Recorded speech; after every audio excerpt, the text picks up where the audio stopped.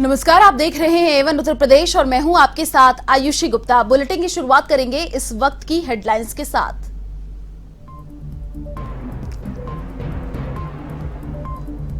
UP के गोरखनाथ मंदिर में जनता दरबार का आयोजन। सीएम योगी ने सुनी लोगों की फरियाद, अधिकारियों को दिए समाधान के निर्देश।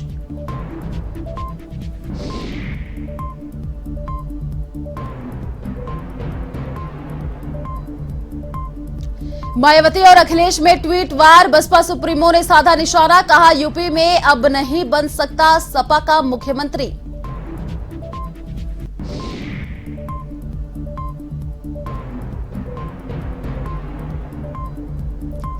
यूपी के गोरखपुर में बदमाशों का आतंक, कैंट इलाके में पुलिस की हुई बदमाशों से मुठभेड़, 3 पुलिसकर्मी और 4 बदमाश घायल।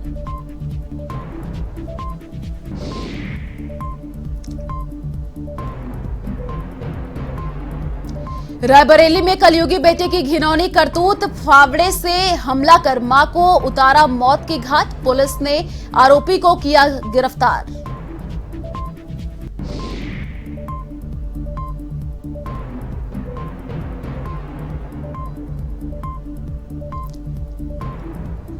वाराणसी पुलिस की बड़ी कार्रवाई, करोड़ों रुपए की ठगी का खुलासा, पुलिस ने 4 हाई प्रोफाइल ठगों को किया गिरफ्तार, आरोपियों से 1,47,00,000 रुपए बरामद।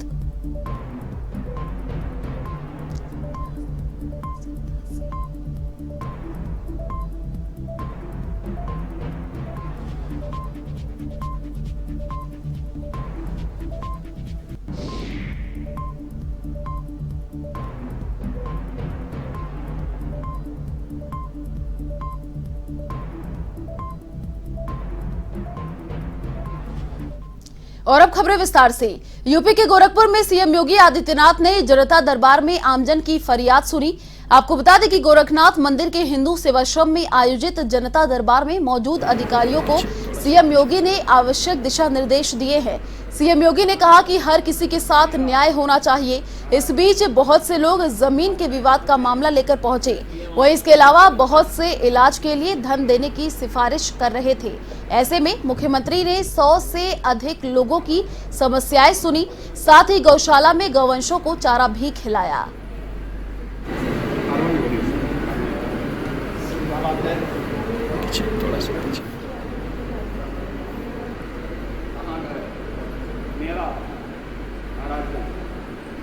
आप बताएं कहाँ से हैं? मैं पीएम आवास कॉलोनी इनका बन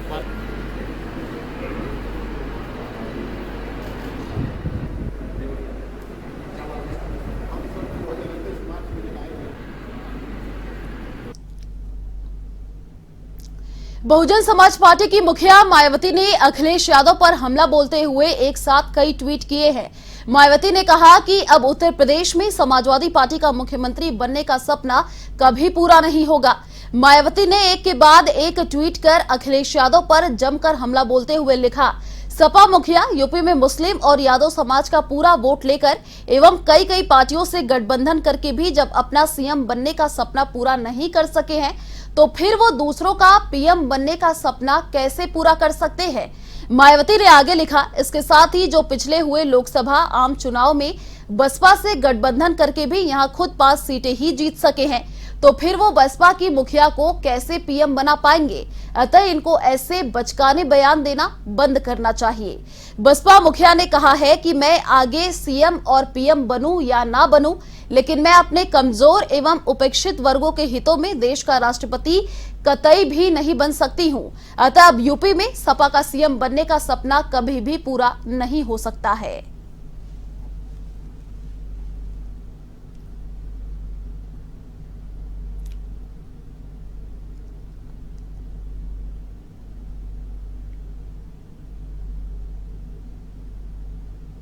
यूपी के गोरखपुर में एक बार फिर पुलिस का बदमाशों से आमना सामना हो गया। इस दौरान बदमाशों ने पुलिस टीम पर फायरिंग कर दी। वहीं पुलिस की जवाबी फायरिंग में 4 बदमाश घायल भी हो गए। इधर बदमाशों के गोली से 3 पुलिस वाले भी घायल हुए हैं। वहीं कैंट इंस्पेक्टर शशिभूषण राय की गाड़ी का शीशा टूट गया। एसएसपी डॉक्टर विपिन तांडा ने बताया कि कैंट इलाके के मोहद्दीपुर चौराहे पर इंस्पेक्टर शशिभूषण राय अपनी टीम के साथ गश्त पर थे, तभी 2 बाइक पर आए 4 बदमाशों को पुलिस ने रोकने का प्रयास किया, जिसके चलते बदमाशों ने पुलिस टीम पर फायरिंग कर दी। फिलहाल घायलों का इलाज जारी है।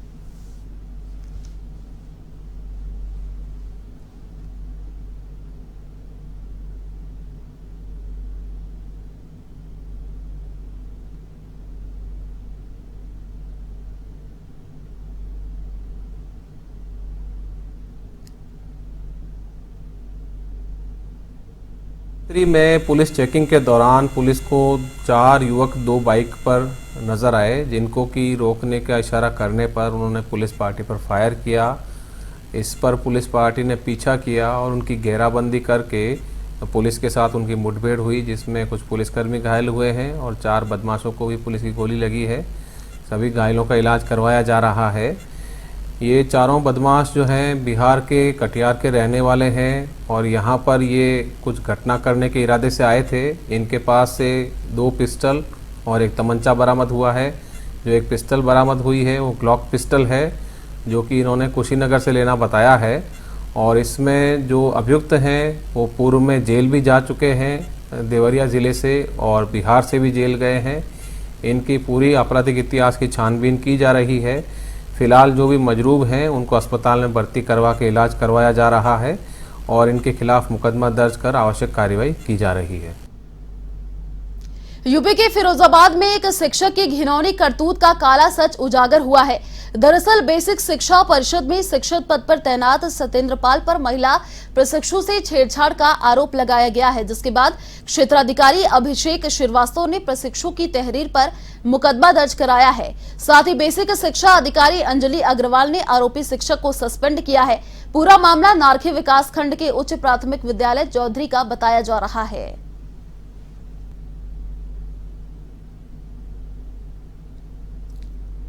कल थाना नारखी में एक प्रशिक्षु द्वारा, जो कि विद्यालय में प्रशिक्षु हैं, उनके द्वारा प्रधानाध्यापक पर छेड़छाड़ का आरोप लगाया गया। इस संबंध में तत्काल ही तहरीर प्राप्त करके सुसंगत धाराओं में अभियोग पंजीकृत किया जा चुका है। गिरफ्तारी के लिए टीम गठित की गई है, प्रयास जारी है हमारा और आवश्यक विधिक कार्रवाई की जा रही है। विद्यालय चौधरी सेकंड विकासखंड नारखी में एक मामला संज्ञान में आया है, जिसमें डीएलएड की एक प्रशिक्षु है नर्मदा, उनके द्वारा जो है वो वहाँ के प्रधानाध्यापक पर अपने साथ छेड़खानी करने का आरोप लगाया गया है और संबंधित थाने में तहरीर भी दी गई है।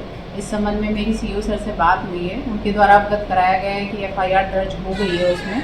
अब संबंधित प्रधानाध्यापक के खिलाफ जो है वो निलंबन की अब खबर यूपी के जालौन से है, जहां उरई कोतवाली के बघोरा बाईपास के पास आग का तांडव देखने को मिला। यहां अज्ञात कारणों के चलते आधा दर्जन दुकानों में भीषण आग लग गई, जिससे दुकानों में रखा माल जलकर खाक हो गया। इधर घटना की सूचना पाकर पहुंची पुलिस ने कड़ी मशक्कत के बाद आग पर काबू पाया है। फिलहाल पुलिस आग लगने के कारणों का पता लगाने में जुटी है।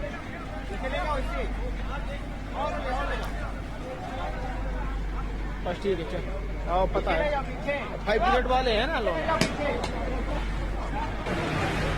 लगा 10 मिनट लगा मुझे।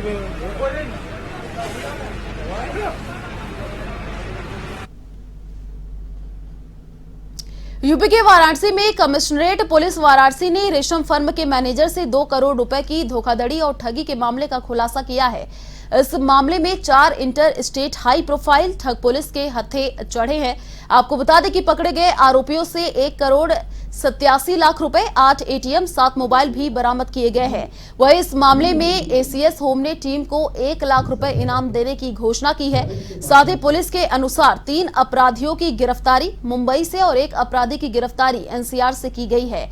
पुलिस कमिश्नर सतीश गणेश ने बताया कि रेशम फर्म के मैनेजर अंकित शुक्ला से 1 करोड़ 87 लाख रुपए ठगी के मामले में पुलिस ने अंतर्राज्यीय अभियान शुरू किया तो आरोपियों की शिनाख्त हुई है। फिलहाल आरोपियों से पूछताछ जारी है।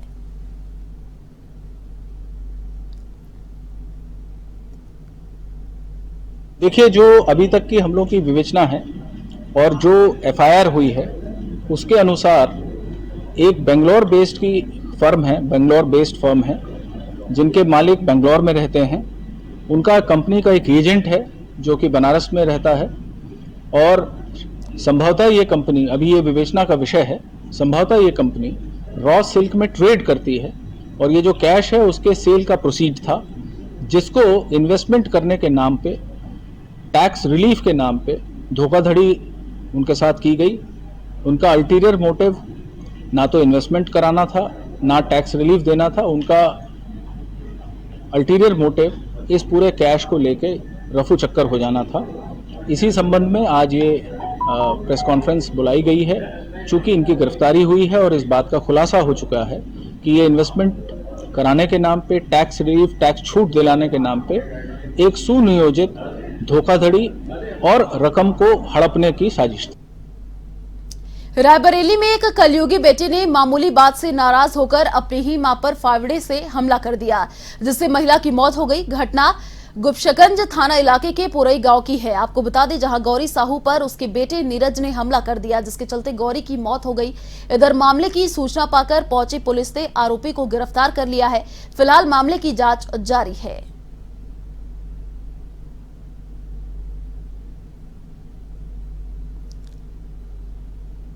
ये पुरई गांव में गौरी साहू पत्नी बलवंत साहू, जिनकी उम्र लगभग 55 वर्ष है, उन्हीं का पुत्र नीरज साहू उर्फ लाला ने फरसा यानी कुदाल से चेहरे पर और सर पर वार किया है, जिससे कि उनकी मृत्यु हो गई है। पंचायतनामा भर के आवश्यक विधि कार्रवाई की जा रही है। सर, क्या मामला था मृत का, कुछ पता चल पाया? पारिवारिक झगड़ा है। सरहदी बंटवारे के बाद पड़ोसी मुल्क पाकिस्तान और भारत के बीच अक्सर सियासी पारा हाई रहता है। इसी बीच भारत में करोड़ों की जमीन का मालिकाना हक अगर पाकिस्तानी नागरिकों के नाम सामने आए तो चौंकाना लाजमी है। दरअसल यूपी के कानपुर देहात में करोड़ों रुपए की जमीन पाकिस्तानी लोगों ने नाम दाखिल की है। गौर करने वाली बात यह है कि ये पाकिस्तानी नाम सरकारी अभिलेखों में शामिल है। ताजा रेवेन्यू रिकॉर्ड के अनुसार दस्तावेजों में मुल्क के नाम की जगह पाकिस्तान का नाम दर्ज है। वहीं जिलाधिकारी नेहा जैन का कहना है कि इस जनपद में चार्ज लिए उन्हें कुछ दिन ही हुए हैं और अब इस तरह की भूमियों का निरीक्षण किया जाएगा। साथ ही साथ जांच पड़ताल कर इन जमीनों की जानकारी शासन स्तर को दी जाएगी।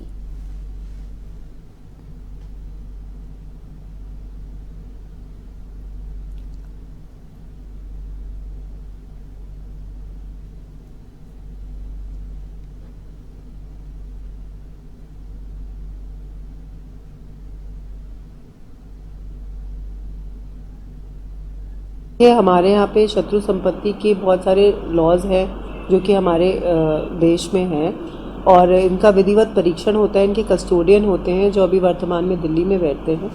आपके द्वारा जो मुझे संज्ञानित कराया गया है, उस गांव में कुछ खतौनियाँ ऐसी हैं जहाँ पे कुछ इस तरह से दर्ज है जिससे ये प्रतीत हो रहा है कि वहाँ के जो काश्तकार हैं उनके नाम के आगे पाकिस्तान भी लिखा है।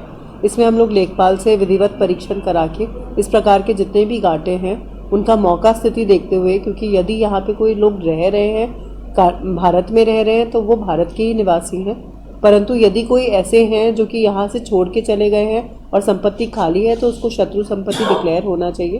तो उसके लिए हम लोग अपना सही जगह पे प्रपोजल बना के भेजेंगे। जानकारी तो अभी हुई हमको कि ज़मीन पाकिस्तानियों के नाम है, यहाँ के लोग पाकिस्तान चले गए, उनके नाम की ज़मीन अभी भी चल रही है।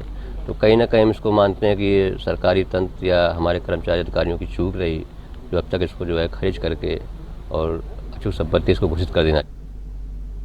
खबर शाहजहांपुर से है, जहां पुलिस अधीक्षक एस आनंद द्वारा अपराधियों की गिरफ्तारी और चोरी की घटनाओं की रोकथाम को लेकर चलाए जा रहे अभियान में थाना बंडा पुलिस को बड़ी सफलता हाथ लगी है। पुलिस ने अंतरराज्य ऑटो लिफ्टर गैंग का भंडाफोड़ कर 10 बाइक सहित 2 आरोपियों को गिरफ्तार किया है। वहीं पुलिस पूछताछ में आरोपियों ने बताया कि आसपास के क्षेत्रों और अलग अलग राज्यों से बाइक चोरी करते हैं और उनकी पहचान छिपाने के लिए नंबर प्लेट बदलकर उन्हें बेच देते हैं।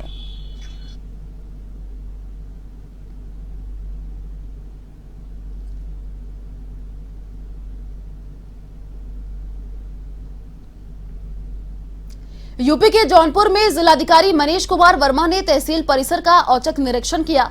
इस दौरान उप जिलाधिकारी कार्यालय में न्यायालय से संबंधित सभी अभिलेखों का बारीकी से निरीक्षण किया गया। साथ ही रजिस्ट्री दफ्तर, आरके दफ्तर, तहसील सभागार और संग्रहालय कार्यालय में राजस्व वसूली की विस्तृत जानकारी ली। साथ ही कम वसूली होने पर कर्मचारियों को कड़ी फटकार भी लगाई और राजस्व निरीक्षक से स्पष्टीकरण मांगा है। इसके बाद जिलाधिकारी मडियाहू कोतवाली परिसर पहुंचे, जहां उन्होंने शास्त्रागार, कंप्यूटर कक्ष, अभिलेखागार कक्ष का भी निरीक्षण किया।